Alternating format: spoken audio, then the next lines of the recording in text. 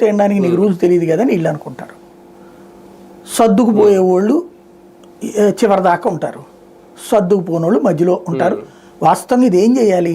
As per norms అయితే నువ్వు chief secretary నోటీస్కి తీసుకెళ్ళాలి ఫస్ట్. అక్కడ కాదనుకున్నప్పుడు లోకేష్ నోటీస్కి తీసుకెళ్ళాలి, అక్కడ కాదనుకున్నప్పుడు చంద్రబాబు నోటీస్కి తీసుకెళ్ళాలి. ఇదంతా అయ్యాక బయటికి రావాలి. ఇతనికి వస్తా అసహన పరుడు చెయ్యాలని, సమాజానికి ఏదో చెయ్యాలన్న ఉద్దేశమే. కానీ ఇంత ప్రాసెస్ లేట్ అవుతోంది, తన వ్యవస్థలో తను ఒప్పుకున్నట్టయింది. అందుకని బయటకు వచ్చి మాట్లాడేశారు. 9 నెలలుగా మేము ఏం చేయలేకపోయాం, ఒక కనెక్షన్ కూడా ఇవ్వలేకపోయాం, ఒప్పేసుకున్నట్టు అయింది. ఒక రకంగా తీసుకున్న అప్పు చెల్లించకపోతే రేపు పొద్దున ఇదే కుంభకోణంగా కూడా చూడాలి. అది నెక్స్ట్ అప్పుడు మళ్ళీ జగన్ వాళ్ళు చేశారని చెప్తారు అంతే వాళ్ళ మీద. ఇప్పుడు అంతే కదా, ఇప్పుడు అధికారులందరూ అప్పుడున్న వాళ్ళు అని అంటున్నాడు కదా ఆయన. అధికారులందరినీ మార్చారండి.